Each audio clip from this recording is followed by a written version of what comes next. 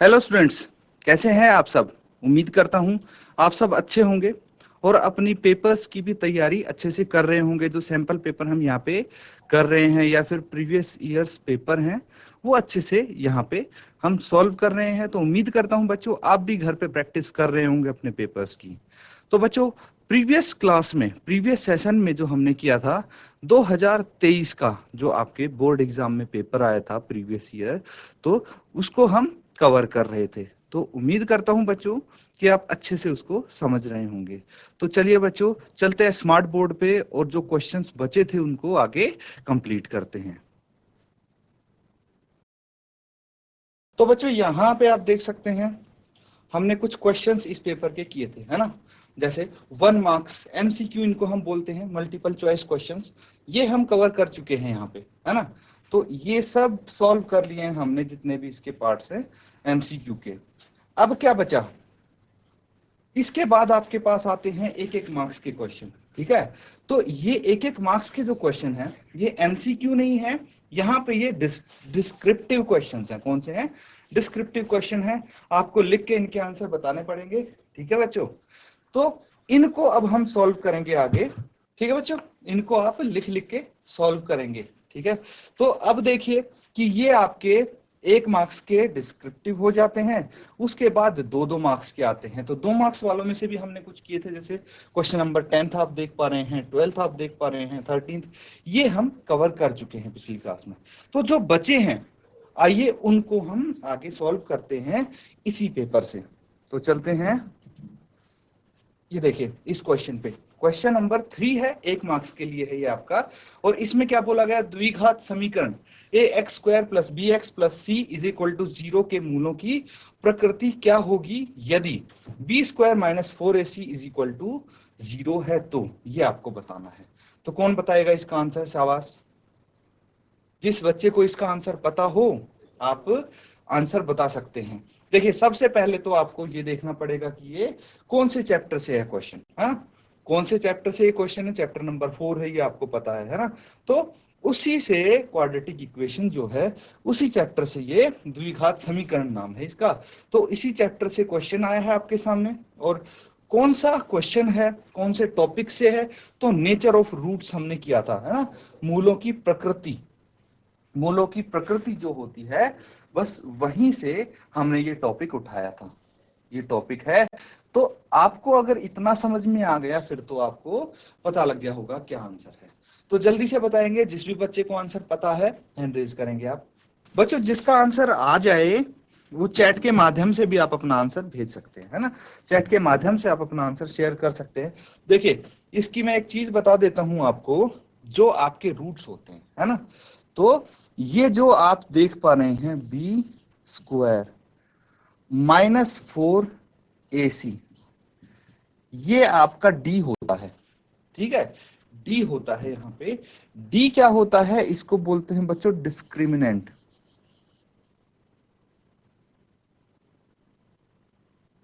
क्या बोलते हैं इसको? डिस्क्रिमिनेंट। यानी हिंदी में क्या बोलेंगे इसको? विविक्त कर। क्या बोलेंगे? विविक्त कर।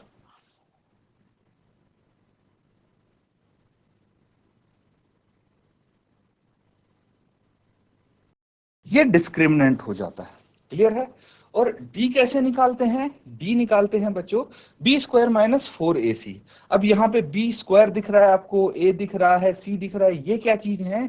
ये बच्चों जो जनरल एक इक्वेशन होती है, जैसे द्विघात समीकरण है, यहाँ पे a दिख रहा है, यहाँ पे b, यहाँ पे c, ये चीज है, ठीक है। यहां से आप d निकाल सकते हैं और d को आप 0 से कंपेयर करेंगे, है ना। या तो d 0 के बराबर होगा, या d 0 से छोटा, या 0 से बड़ा। और उस अकॉर्डिंग नेचर ऑफ रूट्स, मूलों की प्रकृति डिसाइड होगी। ये मैंने आपको रिवाइज करवा दिया है। तो जल्दी से बताइए क्या होगी यहाँ पे मूलों की प्रकृति? शाबाश, जीआईसी लाल कुआं। बेटा माइक ले लीजिए आप, जीआईसी लाल कुआं। Good morning sir. Good morning बेटा। सर मूल बराबर होंगे, मूल बराबर मूलों की होंगे, प्रकृति बराबर होगी प्रकृति बराबर होगी, और कैसे मूल होंगे? क्योंकि लेस देन 0। मूल बराबर और रियल होंगे। कैसे होंगे? रियल रूट्स होंगे, वास्तविक मूल होंगे, है ना। ठीक है बेटा, मैं बताता हूँ, मैं आवाज साफ नहीं आ रही सर। ठीक है ठीक है, कोई बात नहीं। अब आ रही है बच्चे आवाज साफ? हाँ अब आ रही है सर। ठीक है, मैं बताता हूँ, कोई दिक्कत नहीं है। देखिए, जो रूट्स का नेचर, आप बैठ जाइए। देखिए, जो रूट्स का नेचर है, आपने सही बोला, इक्वल होंगे, है ना। यहां पे मैं एक बार एक्सप्लेन कर देता हूं आपके लिए। तो यहां पे क्या होगा बच्चों, या तो ये d जीरो के बराबर होगा। किसके बराबर होगा? d जीरो के बराबर होगा, जो यहां पे लिखा हुआ है इस क्वेश्चन में, है ना। d जीरो के बराबर होता है तो क्या होता है, एक अलग सिनेरियो आता है हमारे सामने। अगर d, एक केस ऐसा होता है जिसमें d जीरो से छोटा होता है, ठीक है, और एक केस ऐसा आता है जिसमें d जीरो से बड़ा होता है। ये तीन केस हो सकते हैं। क्लियर है बच्चों? यहां पे आपको बता दिया कि d जीरो के बराबर है, तो इस केस में क्या होगा वो हम डिस्कस करेंगे। लेकिन अगर d जीरो से छोटा हुआ तो क्या होगा, इस केस में हमारे पास आएंगे दो भिन्न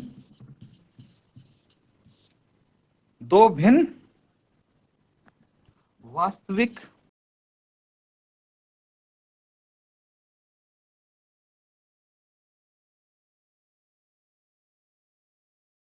मूल।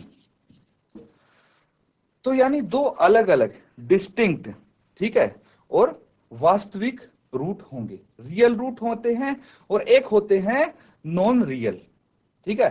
तो आपको यह भी बताना पड़ेगा कि रियल होंगे या नॉन रियल होंगे। तो यहां पे रियल रूट्स आते हैं। अब देखिए, मैं बताता हूं, अगर d जीरो से बड़ा हुआ, d जीरो से बड़ा हुआ, तो यहां पे क्या होगा, कोई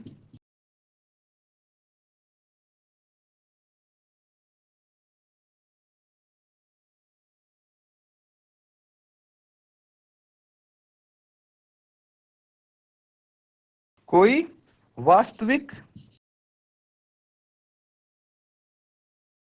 मूल नहीं होगा। ठीक है बच्चों, कोई वास्तविक मूल नहीं होगा। तो यहां पे कोई वास्तविक मूल नहीं होगा अगर d जीरो से बड़ा होता है। तो इसीलिए आपको बताना पड़ेगा कि जो इसके मूल है वो वास्तविक है या नहीं है। तो यहां पे तो कोई वास्तविक मूल होगा ही नहीं, है ना, कोई रूट्स एग्जिस्ट नहीं करेंगे उसके। तो नो रियल रूट्स आप लिखेंगे। और यहां पे आप लिखेंगे कि भाई दो अलग अलग वास्तविक रूट होंगे, दो भिन्न वास्तविक रूट होंगे। और अगर d जीरो के बराबर आ जाता है तो आप लिखेंगे दो समान, दो, बिल्कुल सही आंसर बताया था आपने, दो समान।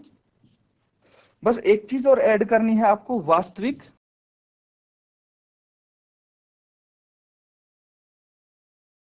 ठीक है, दो समान वास्तविक मूल होंगे, यानी two equal and real roots. ठीक है बच्चों, तो इसका आपका ये आंसर हो जाएगा। क्यों हो जाएगा? क्योंकि जो यहाँ पे विवेक कर दिया गया है, डिस्क्रिमिनेंट दिया गया है, वो जीरो के बराबर है। अब हर बार आपको दिया नहीं होगा, ये 1 मार्क्स का क्वेश्चन है, इसीलिए यहाँ पे डी दिया गया है। कई बार ऐसा भी होगा कि आपको डी नहीं दिया होगा, आपको यहाँ पे कोई इक्वेशन दे दी जाएगी और उसको बताना है, द्विघात समीकरण दे दिया जाएगा और उसकी मदद से आपको बताना है कि जो इसके रूट्स होंगे वो, उनका नेचर क्या होगा, उनकी प्रकृति क्या होगी। ठीक है बच्चों, तो इस टॉपिक पे अगर कोई भी क्वेश्चन आएगा तो आप कर लोगे। अब बताइए, किसी बच्चे को अगर इसमें डाउट है तो पूछ सकते हैं। किसी बच्चे को कोई चीज नहीं समझ में आई है, आप पूछ सकते हैं बच्चों। अभी जीआईसी बुग्गा वाला बेटा, कोई अगर डाउट है आप पूछ सकते हैं, माइक लेके बात कर लीजिए आप। जीआईसी बुग्गा वाला, आपका हैंड रेज आ रहा था, अब बोलिए बेटा। सर कोई डाउट नहीं है। वेरी गुड, बहुत अच्छे, बैठ जाए आप। तो ये बहुत अच्छी बात है कि आपको समझ में आ रहा है एक एक चीज। अब देखिए, एग्जाम में इस टॉपिक से कोई क्वेश्चन आएगा तो आप फटाफट कर लोगे, है ना। जरूरी नहीं है एक ही मार्क्स में आए, 2 मार्क्स में भी आ सकता है, आपके 4 में भी आ सकता है। इसीलिए आप इस तरह के क्वेश्चन करते रहें। अब देखिए, बहुत छोटा सा और सिंपल सा क्वेश्चन है। कौन सा टॉपिक है ये?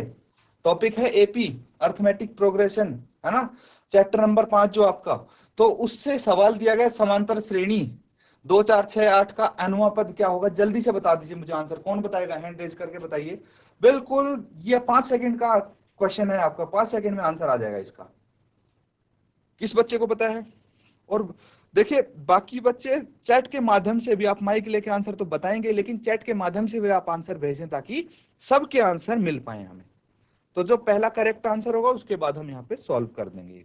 जल्दी से बताइए बच्चों, कौन बताएगा? जीआईसी बुग्गा वाला बेटा, आया किसी का आंसर?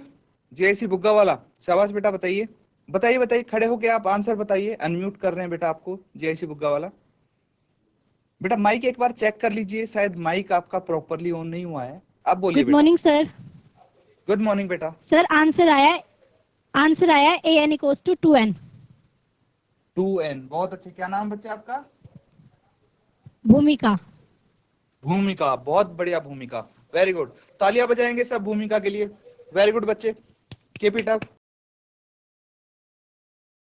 चलिए बैठ जाइए, आंसर बिल्कुल सही है आपका। बाकी बच्चों के लिए एक बार मैं एक्सप्लेन कर देता हूं कि कैसे आया होगा हमारा ये आंसर। तो देखिए यहाँ पे प्रथम पद क्या है? प्रथम पद ए से इसको डिनोट करते हैं, क्या हो जाएगा? ये हो जाएगा 2, है ना। और डी क्या होता है? सार्वांतर। इसको क्या बोलते हैं हम? सार्वांतर। क्या है ये होता है a2 माइनस a1, है ना। 4 माइनस 2 कितना आ गया? 2। तो डी भी हमारे पास ये आ गया है। ए एन का फॉर्मूला आपको पता है, a plus n minus 1 into d, ये होता है a plus n minus 1 into d. तो यहाँ पे आपको पता है कि a 2 है प्लस एन माइनस 1, डी कितना है? 2 है। ठीक है बच्चों। जीआईसी कोड द्वार। Good morning sir. Good morning बेटा। सर क्या कहते हैं, आपने जो इससे पहले तीसरा वाला क्वेश्चन नहीं कराया, ठीक है बेटा। उसमें आपने जो ये है ना 0 से छोटा, वो आपने दो विभिन्न मूल वास्तविक होंगे, उसमें कोई वास्तविक मूल नहीं होगा, ये आपसे गलती हो गई है। अच्छा अच्छा, ठीक है, बहुत अच्छे, वेरी गुड। क्या नाम बच्चे आपका? हैं? हिमांशु।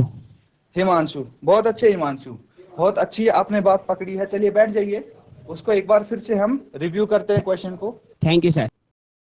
तो यहाँ पे हमारे पास देखिए कुछ रूट्स आ जाते हैं, है ना। तो क्या क्या है ये? और कोई बच्चा बताना चाहेगा कि क्या जो इन बच्चे ने बात की है वो सही है? आप इसके साथ अग्री करते हैं? कोई और बच्चा भी अग्री कर रहा है बच्चे? और कौन बच्चा अग्री कर रहा है इसके साथ? हैंड रेज करेंगे। जैसी कोट द्वार से। Good morning sir. Good morning बेटा। सर आपने जो दो भिन्न वास्तविक मूल में ग्रेटर देन का साइन आपने उल्टी जगह लगा दिया। ठीक है, वेरी गुड। Yes sir. बिल्कुल सही बात है बच्चों आपकी। ये साइन हमारा जो होगा, बहुत अच्छी बात है, आप अटेंटिव रहते हो। तो ये जो हमारे साइन होंगे, ठीक है, इसमें क्या होगा? देखिए थोड़ा सा इसमें चेंज होगा, और वो क्या होगा कि जो हमारा डी अगर 0 से बड़ा होता है, डी अगर 0 से बड़ा हो जाता है, तो उस केस में क्या आते हैं? Two distinct real roots.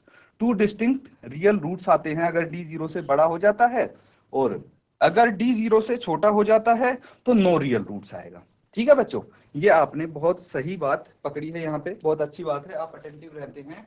आपकी बुक में ये दिया हुआ है ना, बुक में जो लास्ट एक्सरसाइज है वो इसी पे बेस्ड है। तो वहां पे जैसे आपका टॉपिक लिखा हुआ है, तो वहां पे आपको ये चीज दी हुई है, मिली हुई है, और हमने क्लास में भी डिस्कस किया था, है ना। जब हमने क्लास में इस टाइप के क्वेश्चन, ये टॉपिक कवर किया था, तो वहां पे भी ये चीज हमने डिस्कस की थी। बहुत अच्छी बात है बेटा, वेरी गुड। तो अब देखिए यहाँ पे इसका आंसर आपका क्या आएगा? हमने क्या किया है, ए की वैल्यू पुट कर दी और डी की वैल्यू यहाँ पे रख दी है। ए और डी की वैल्यू अगर हम रखेंगे कितना आ जाएगा? 2 प्लस ब्रैकेट ओपन करेंगे 2n माइनस 2, ठीक है, प्लस 2 से -2 कैंसिल आउट, 2n आ गया। सीधा सीधा है। ये हम अगर लिख के सॉल्व करेंगे तो इस तरह से हम इस आंसर पे पहुंच सकते हैं। क्लियर है बच्चों? किसी बच्चे को इसमें डाउट है, पूछ सकते हैं आप।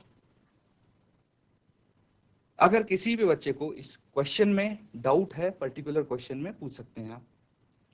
चलिए अदरवाइज अगला सवाल हम करेंगे। ये देखिए, ये बहुत ही कॉन्सेप्चुअल बेस्ड क्वेश्चन है आपके सामने। क्या बोला गया, कौन से चैप्टर से है? पहले तो ये आइडेंटिफाई करेंगे बच्चों हम, चैप्टर नंबर कोऑर्डिनेट से। ठीक है, बताइए मुझे आंसर बताइए। जीआईसी कोड द्वार, शाबाश, जीआईसी कोड द्वार, हैंड रेज आप कर रहे हैं, वेरी गुड बेटा। माइक देखिए, आप चेक करिए एक बार, आपका शायद माइक प्रॉपरली ऑन नहीं हुआ अभी। निदेशक ज्यामिति। हाँ वेरी गुड। और आंसर पता बच्चे आपको? अभी अभी हम करेंगे तब आपको बता सकते सर। चलो वेरी गुड, बहुत अच्छे। आप सॉल्व कीजिए फिर बताइए मुझे, मैं वेट कर रहा हूँ आप। ठीक है, दूसरे बच्चे का आंसर आ गया शायद, बताइए बेटा। Good morning sir. Good morning बेटा। सर इसका आंसर है 4। इसका आंसर 4, बहुत अच्छे, वेरी गुड। तो इसका आंसर होगा आपका 4। चलिए बैठ जाइए बच्चे। तो आपने आंसर बिल्कुल सही बताया है इसका। चलिए बाकी बच्चों के लिए एक बार डिस्कस कर लेते हैं हम कि ये आंसर 4 कैसे आया। तो उसके लिए हमें देखिए, ग्राफ पेपर पे हम करते हैं इस टाइप के क्वेश्चंस, है ना। तो आपको पता होना चाहिए कि एक्स अक्ष और वाई अक्ष क्या होता है ना। एक्स एक्सिस और वाई एक्सिस क्या होता है। जो ये लाइन है ये एक्स एक्सिस की है, इसको क्या बोलेंगे? एक्स एक्सिस बोलेंगे। ठीक है, एक्स एक्सिस। और ये हो जाता है वाई एक्सिस। ठीक है, वाई एक्सिस, एक्स अक्ष और वाई अक्ष होता है। तो अब आपको एक बिंदु दिया गया है। अब बिंदु को किसी भी प्लेन में आप कैसे डिनोट करते हैं, ये चीज हम समझेंगे यहां पे। तो देखिए यहां पे ये जो एक्स अक्ष है ये 0 हो गया। जैसे नंबर लाइन देखी है ना बच्चों आपने, नंबर लाइन संख्या रेखा जो होती है वो कैसे होती है? 0, इस तरफ हम नंबर लिखते हैं 1 2 3, है ना। ये पॉजिटिव इंटीजर आ जाते हैं इस तरफ, एंड सो ऑन।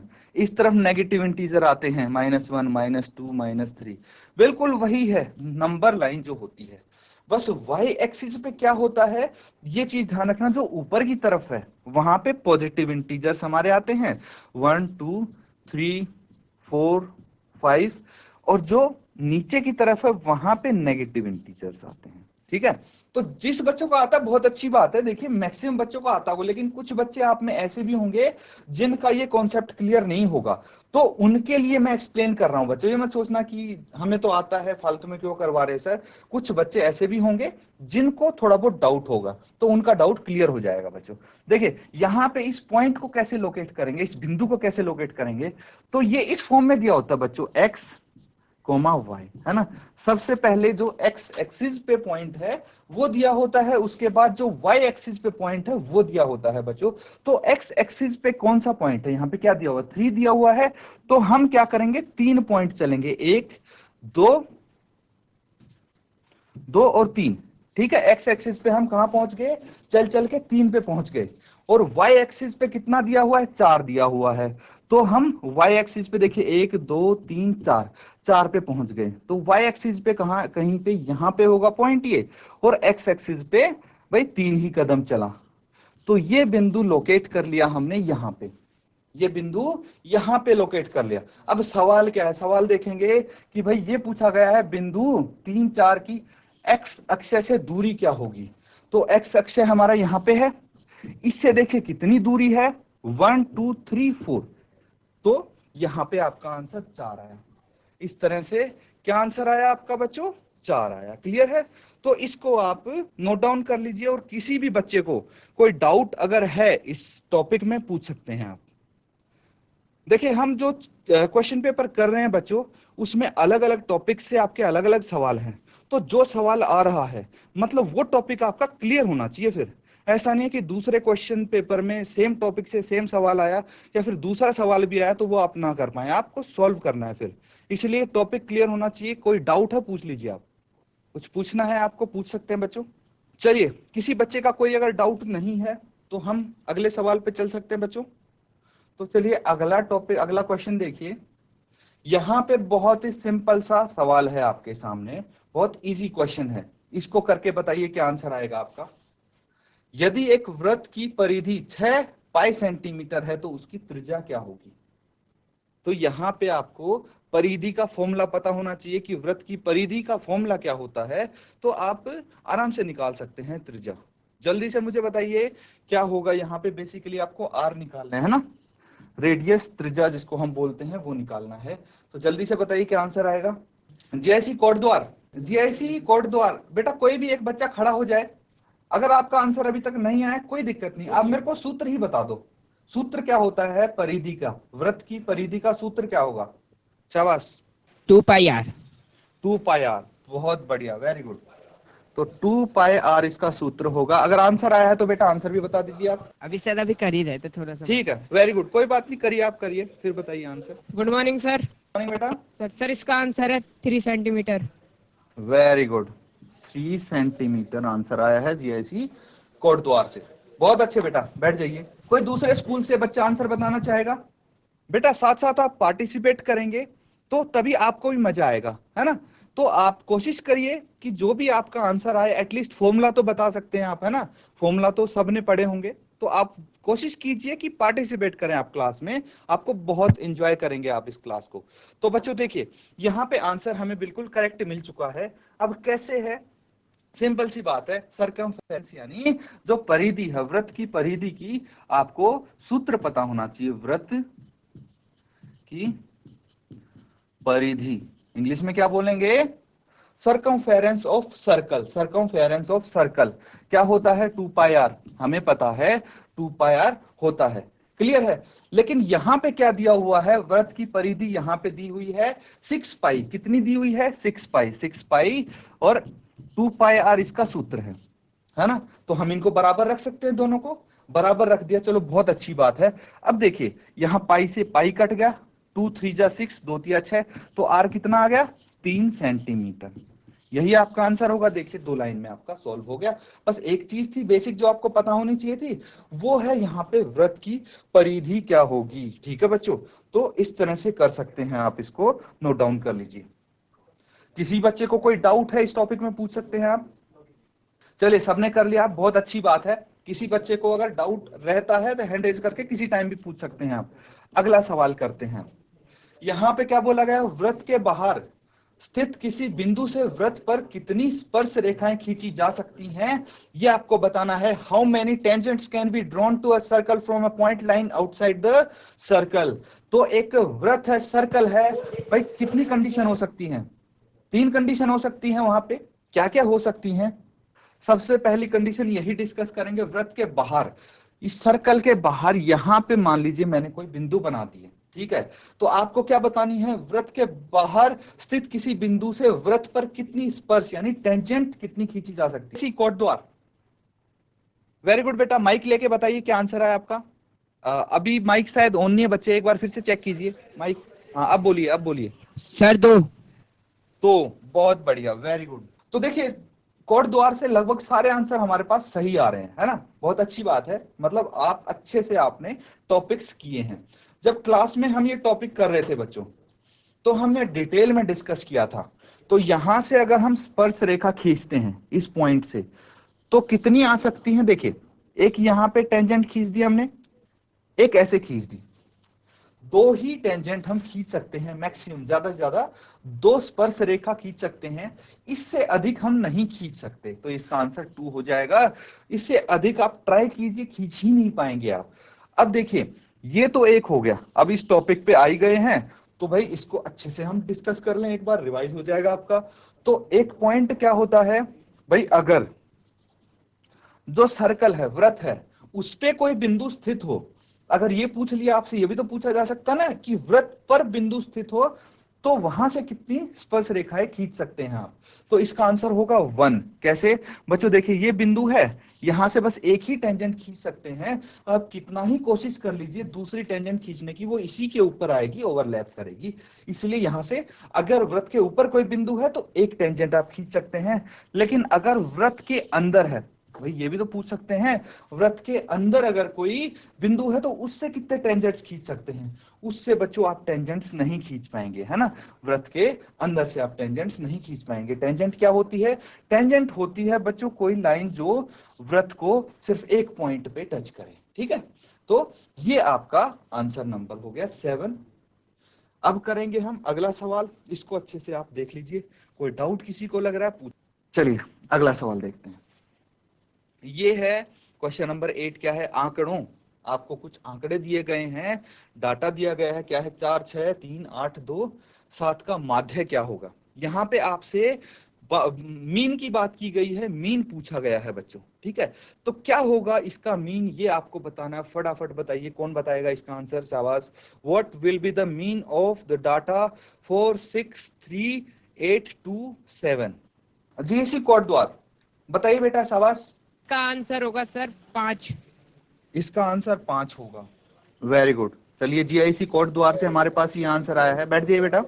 और कोई बच्चा किसी दूसरे स्कूल से जो आंसर करना चाहे?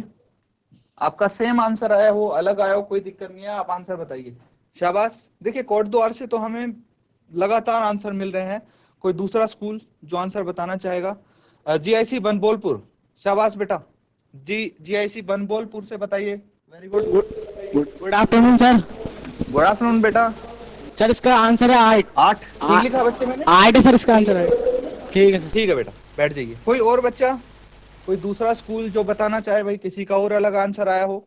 देखिए सही गलत हो कुछ भी हो आंसर, आप बस बताइए, इससे आपका कॉन्फिडेंस बूस्ट होगा और आपको भाई वो क्वेश्चन में तो आप नेक्स्ट टाइम गलती नहीं करोगे अगर आप अपना आंसर यहाँ पे शेयर करोगे, तो ये गारंटी मेरी है।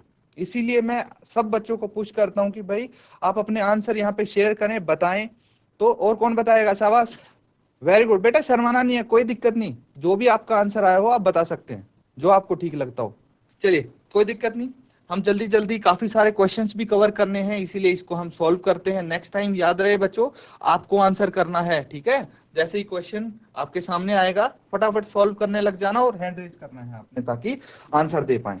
तो देखिए यहाँ पे आपको कुछ डाटा दिया गया है ना, कुछ डाटा आपको दिया गया है। तो डाटा क्या है?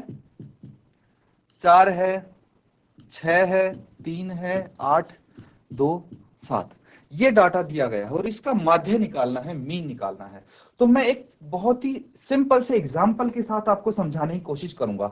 मान लीजिए आपके पेपर होते हैं, टेस्ट होते हैं, ठीक है? प्री बोर्ड हो गया, कोई भी टेस्ट मान लीजिए, और उसमें आपके 3 सब्जेक्ट हैं, हिंदी, इंग्लिश, मैथ्स, ठीक है? H for Hindi, E for English, N for maths. तो आपके मार्क्स कुछ इस तरह से आए हैं, 70, 80 और 90, ठीक है? Hindi 70, English 80, maths 90। तो ये आप मान लीजिए कि ऐसे कोई मार्क्स हैं और आपको बताना है इन मार्क्स का माध्य क्या होगा। तो बेसिकली माध्य हम कैसे निकालते हैं बच्चों? आपने निकाला होगा कई बार, है ना? आपने भी निकाला होगा। तो जितने भी आपको ये मार्क्स दिख रहे हैं, है ना, तो उनको ऐड कर लेंगे सबको। क्या कर लेंगे? जोड़ लेंगे सबको, जितने भी नंबर आपको दिख रहे हैं। 70 प्लस 80 कितना हो गया? 150। 150 प्लस 90 कितना हो गया? 240। कितना हो गया? 240। तो कुल जो नंबर हैं आपके 240 आए हैं। अब कितने सब्जेक्ट हैं यहाँ पे आपके पास? 3 सब्जेक्ट हैं, है ना? 3 सब्जेक्ट के तो अंक हमने देखे हैं। तो जितने भी सब्जेक्ट हैं उससे इसको भाग कर देंगे, उससे इसको भाग कर देंगे। तो आपके पास क्या आ जाएगा? ये आ जाएगा 80। तो जो आपके मीन नंबर है, ठीक है, माध्य है इन अंकों का, वो है 80 हो जाएगा, ठीक है? एक तरह से एवरेज आप निकालते हैं बच्चों। तो इसको भी हम वही तरीका यहाँ पे अपनाएंगे। क्या करना है? माध्य जो हम निकालते हैं, यानी मीन जो हम निकालते हैं, क्या निकालते हैं? जो सभी पद हैं उनका योग कर देंगे आप, सभी पदों का योग, सभी पदों का योग। और उसको भाग किससे करना है? अब तो सब बच्चों को पता है, जो पदों की संख्या है उससे भाग कर देंगे, पदों की संख्या से आप भाग कर देंगे। क्लियर है बच्चों? तो पदों की संख्या क्या होगी यहाँ पे? देखिए काउंट कर लीजिए, 1 2 3 4 5 6, पदों की संख्या तो 6 हो जाएगी, लेकिन पदों का योग कितना होगा वो तो आपको सबको ऐड करना पड़ेगा। इनको ऐड कर लीजिए, कितना आएगा? क्या करते? 4 plus 6 plus 3 plus 8 plus 2 plus 7 बटे, ये कितना हो जाएंगे? टोटल 6 पद हैं आपके पास, तो 6 से इसको भाग कर देंगे ऐड करके। Very simple. तो इन सबको आप ऐड करेंगे, कितना आ जाएगा? ये आ जाएगा 30। 6 से डिवाइड करेंगे, कितना आ जाएगा? 6 पंचे 30, तो आंसर आपका 5 आएगा, है ना? आंसर कितना आएगा? 5 आ जाएगा। तो आपको तरीका आप समझ गए बच्चों। अगर कोई डाउट आपको लग रहा हो पूछ सकते हैं। 1 मार्क्स में आपका ऐसे सिंपल से ही क्वेश्चन आने वाले हैं, बस कॉन्सेप्ट आपका चेक किया जाएगा इनमें। तो किसी बच्चे को कोई डाउट आ रहा है पूछ सकते हैं बच्चों आप, ठीक है बच्चों? तो चलिए अगला सवाल करते हैं। देखिए आपके सामने नेक्स्ट क्वेश्चन है, देख सकते हैं यहां पे क्या बोल दिया। चैप्टर सेम है आपका, चैप्टर वही है, कौन सा? स्टैटिस्टिक्स। लेकिन आपको क्वेश्चन थोड़ा अलग दे दिया। पिछले में माध्यक पूछा था, इसमें माध्यक पूछ लिया। तो यहाँ पे बच्चों 3 बेसिक चीज हैं, आप समझना। इस चैप्टर में 3 चीजों के ऊपर ये चैप्टर घूमता रहता है। एक तो है मीन, जिसको अभी आपने पढ़ा, माध्यक। दूसरा है मीडियन। क्या है? Mean, median. और एक आता है मोड। ठीक है, मीन, मीडियन, मोड। मोड को हिंदी में बहुलक बोलते हैं बच्चों। बाकी मीन का आपको पता है, माध्यक का यहां से पता लग गया क्या होता है, मीडियन, है ना, माध्यक। तो ये मीन आप अभी कर चुके हैं। इस पे मीडियन क्या होता है वो मैं यहाँ पे बता दूंगा, लेकिन पहले मैं आपसे जानना चाहूंगा आपका आंसर क्या आता है। शाबाश। अब मुझे आप बताएंगे इसका आंसर क्या होगा। भाई यहाँ पे आंकड़े दिए गए हैं, आपको निम्नलिखित दिए गए आंकड़ों का माध्यक बताना है। What is the median of the following given data. तो ठीक है बच्चों, अब आप बताएंगे आंसर मुझे इस क्वेश्चन का। कौन बताएगा? शाबाश। बहुत ही सरल सा क्वेश्चन है ये भी। GIC Jayanti Kot. Good afternoon sir. Good afternoon बेटा। सर इसका आंसर 25 होगा। 25 होगा, वेरी गुड, बहुत अच्छे। क्या नाम बच्चे आपका? निधि। वेरी गुड बेटा, बिल्कुल सही आपने आंसर दिया है। बैठ जाएं आप। और कोई बच्चा जीआईसी बनबोलपुर से बताना चाहते हैं? चलिए जीआईसी बनबोलपुर से बात करते हैं। 25 आएगा आंसर, 25। 25 आएगा, वेरी गुड बेटा। जी सर। बहुत अच्छे। तो बिल्कुल सही आपने आंसर दिया है दोनों ने, GIC Jayanti Kot and GIC Banbolpur. तो चलिए, जिन बच्चों को आता है, मुझे लगता है मैक्सिमम बच्चों को आता है ये आंसर, बहुत अच्छी बात है। लेकिन फिर भी एक बार डिस्कस कर लेते हैं भाई। कुछ बच्चों के लिए हो सकता है कि किसी को प्रॉब्लम हो, कुछ बच्चों को। और यहाँ पे देखिए, हमेशा आंसर सेम तरीके से नहीं आएगा, वो भी मैं आपको बता दूं भाई, कभी कभी अलग भी हो सकता है। तो एक चीज समझना, यहाँ पे सबसे पहले क्वेश्चन को देखते हैं, क्वेश्चन के अकॉर्डिंग करने की कोशिश करते हैं। तो यहाँ पे आपको डाटा दिया गया है। तो सबसे पहले जो आपको ये आंकड़े दिए गए हैं ना, इनको अगर मीडियन पूछा गया है तो इनको आप क्या करेंगे, इनको इंक्रीजिंग ऑर्डर में लगा लेंगे। क्या करेंगे? इंक्रीजिंग ऑर्डर में लगा लेंगे। तो सबसे पहले आप करेंगे दिए गए आंकड़ों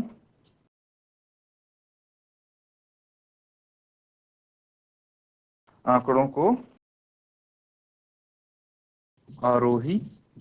आरोही मतलब बढ़ते क्रम में, है ना बच्चों। पहले छोटा लिखेंगे, फिर उससे बड़ा, फिर उससे बड़ा नंबर, फिर उससे बड़ा, दैट इज आरोही क्रम। ठीक है, आरोही क्रम में हम लगा लेते हैं, यानी इंक्रीजिंग ऑर्डर। क्या बोलेंगे? Increasing order. Ascending order English में क्या बोलेंगे? असेंडिंग ऑर्डर बोलते हैं इसको। तो बच्चों सबसे छोटा नंबर देखिए, सबसे छोटा नंबर यहाँ पे क्या दिख रहा है? 14 दिख रहा है।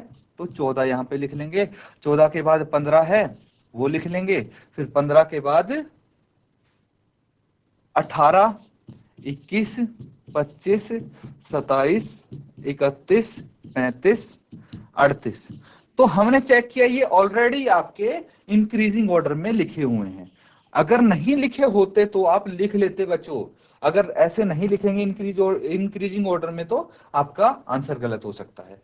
तो यहाँ पे तो दिए हुए हैं, बहुत अच्छी बात है। अगर आपको नहीं दिए होते, मान लीजिए पहले 35 दे दिया, फिर 15 दे दिया, फिर 21 दे दिया, फिर 18 दे दिया, तो उस केस में आपको इंक्रीजिंग ऑर्डर में लगाने हैं, असेंडिंग ऑर्डर में लिखने हैं।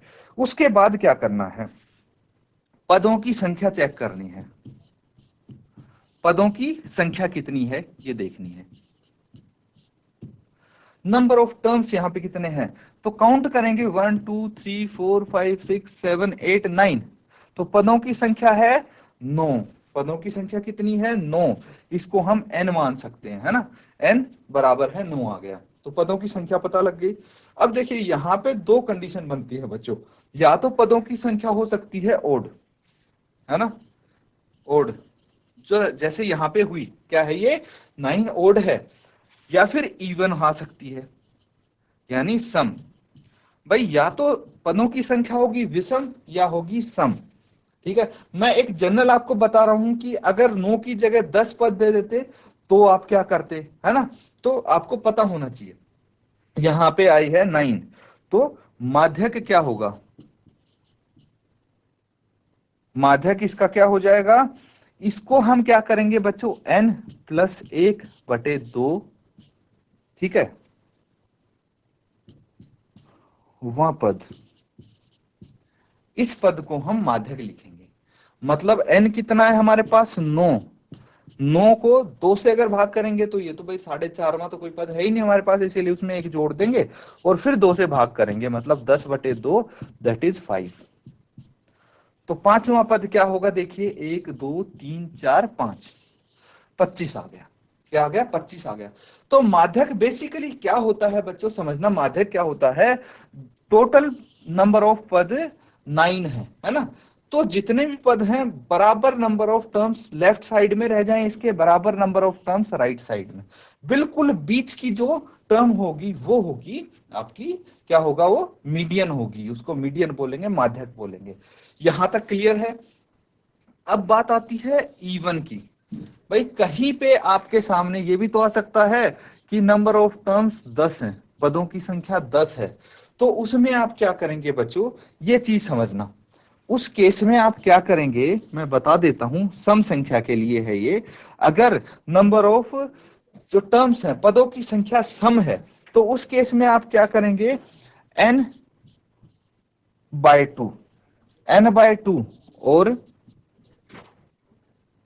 n/2 प्लस 1, n/2 और n/2 प्लस 1। n क्या है यहाँ पे, n है पदों की संख्या बच्चों, है ना। तो n/2 और n प्लस 2, इसका क्या निकालेंगे, इसका हम निकालेंगे एवरेज। तो n/2 और n/2 प्लस 1 का एवरेज निकाल के जो संख्या आएगी, भाई एक तो ये वाला पद, ठीक है, ये पद हैं n/2वां पद, समझना 10 है तो n/2वां पद कितना हो गया, 5वां पद हो गया, है ना, 5वां पद। और n/2 प्लस 1 मतलब कौन सा पद आ गया भाई, 5 प्लस 1 6, ठीक है, 6वां पद। तो इन दोनों को ऐड करके 2 से भाग कर देंगे, जो आंसर आएगा वो आपका क्या हो जाएगा भाई, मीडियन हो जाएगा। ये किस केस में है, अगर आपके नंबर ऑफ टर्म्स हैं इवन, सम है। ठीक है बच्चों, किसी बच्चे को कोई डाउट है पूछ सकते हैं आप, अगर किसी बच्चे को कोई डाउट है पूछ सकते हैं आप। चलिए वेरी गुड, बहुत अच्छी बात है, किसी बच्चे को डाउट नहीं है।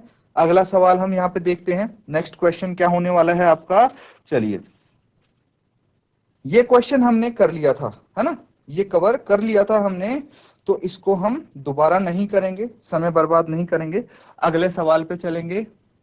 और ये सवाल, ये क्वेश्चन बच्चों मैं आपको मैन्युअली यहाँ पे लिख देता हूँ, ठीक है। ये क्वेश्चन आपके लिए है, इसको नोट डाउन करिए। तो अभी मैं आपको क्वेश्चन लिख देता हूँ आपके लिए। चलिए एक काम करते हैं, यहां पे आपके पास है x² प्लस x होगा यहाँ पे, plus x minus 6 is equal to 0 है, ठीक है। तो इसके आपको क्या करने हैं, मूल ज्ञात करने हैं। क्या करने हैं, मूल ज्ञात करने हैं। मूल क्या होंगे इसके, रूट्स क्या होंगे वो फाइंड आउट करने हैं। यानी x की वैल्यू बतानी है आपको, तो कैसे बताएंगे, बताइए क्या आएगी यहाँ पे, x की वैल्यू क्या क्या आएगी, रूट्स क्या होने वाले हैं इसके, जल्दी से बताइए। तो यहाँ पे ये जो क्वेश्चन है, इक्वेशन है, इसके क्या बताने हैं, रूट्स बताने हैं। Find the roots of this quadratic equation. कौन बताएगा, द्विघात समीकरण के मूल। स्प्लिटिंग द मिडल टर्म पता है बच्चों आपको, बस उसी की हेल्प से आप इसका आंसर निकाल लेंगे। बताइए, शाबाश, GIC बनबोलपुर, वेरी गुड। कोई भी एक बच्चा बता सकते, सर -3 और 2 आ रहा है आंसर, -3 और 2। चलिए sir, comma 2, yes sir, very good. तो आपका आंसर बिल्कुल सही है बच्चे। तो देखते हैं, फटाफट इसको सॉल्व कर लेते हैं। हमारे पास एक करेक्ट आंसर तो आ ही गया, बाकी बच्चों का भी आ गया होगा। जिसका नहीं आया है वो यहाँ पे देखेंगे। मिडल टर्म हमें स्प्लिट करनी है, मिडल टर्म बीच वाली टर्म x है ना। तो हम कुछ इस तरह से देखेंगे, देखिए x² यहाँ पे लिख लेंगे हम। तो जो बीच वाली टर्म है ना, उसको मल्टीप्लाई करके, जो उसके कोफिशिएंट है उनको मल्टीप्लाई करके कितना आना चाहिए आपके पास, -6 आना चाहिए, है ना, और प्लस या माइनस करके प्लस x आना चाहिए। हमें इस तरह से स्प्लिट करना है। तो वो कैसे करेंगे, एक्स स्क्वायर का कोफिशिएंट क्या है, 1 है ना, ये है -6, तो -6 को हमें इस तरह से स्प्लिट करना है। तो क्या क्या आ सकता है आपके पास, एक तो आ जाएगा 3x और एक आ जाएगा -2x।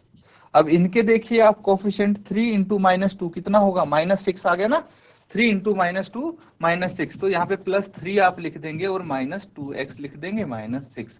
यहाँ पे देखिए वेरीफाई करके दिखा तो मैं आपको कि 3 इंटू -2 कितना हो गया, -6 हो गया, और +3 -2x कितना आ गया, x आ गया, है ना, तो ये x आ गया।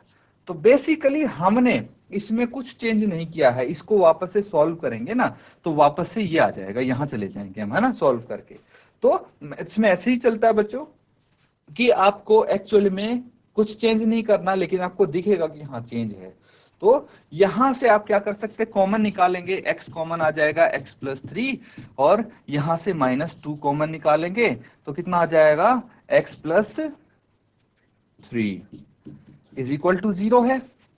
उसके बाद यहां से x +3 देखिए दोनों में कॉमन दिख रहा है, निकाल लीजिए कॉमन, x +3 कॉमन यहाँ पे आ जाएगा तो क्या बच जाएगा, यहां से x बच गया, यहां से -2, x -2 इज इक्वल टू 0। तो बारी बारी हम x +3 जो है, x +3 को 0 के बराबर रखेंगे और x -2 को 0 के बराबर रखेंगे।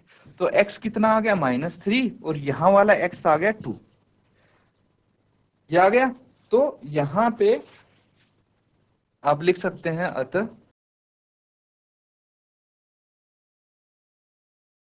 द्विघात समीकरण के मूल कितने हैं, 2 तथा -3 है। बिल्कुल सही आंसर है बच्चों आपका। बाकी इस तरह से सॉल्व करेंगे इसको। अगर अब भी किसी बच्चे को डाउट है पूछ सकते हैं आप।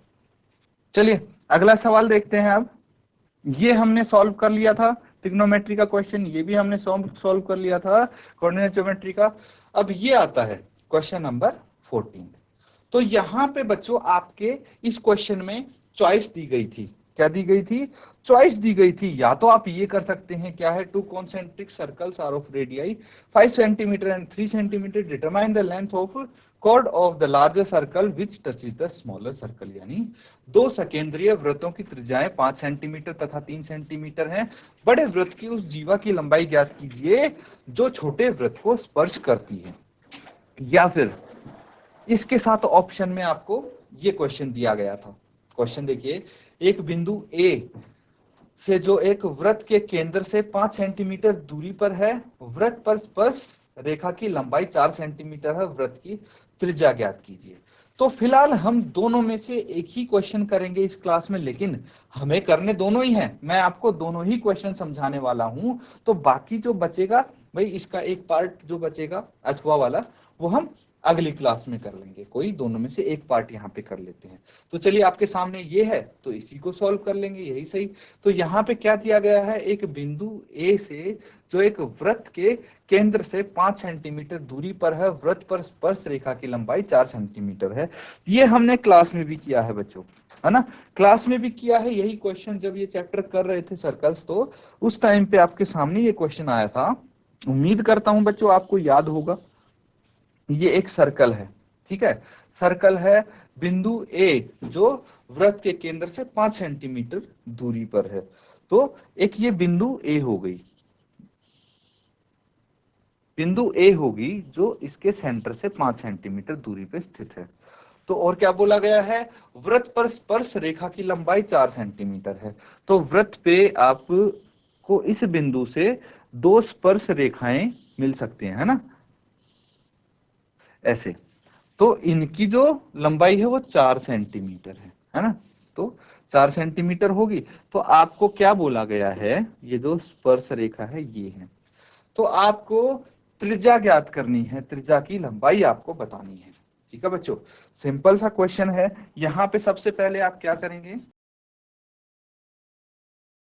माना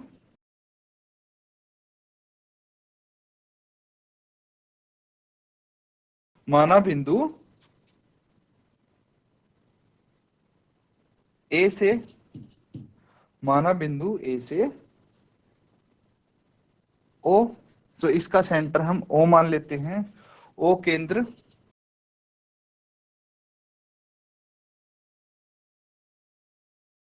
वाले वृत्त पर स्पर्श रेखाएं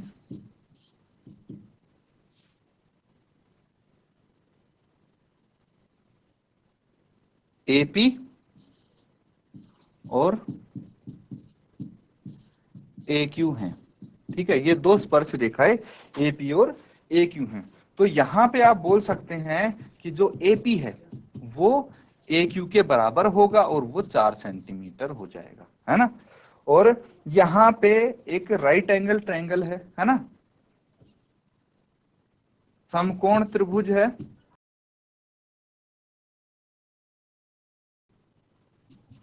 समकोण त्रिभुज है। क्या है? समकोण त्रिभुज।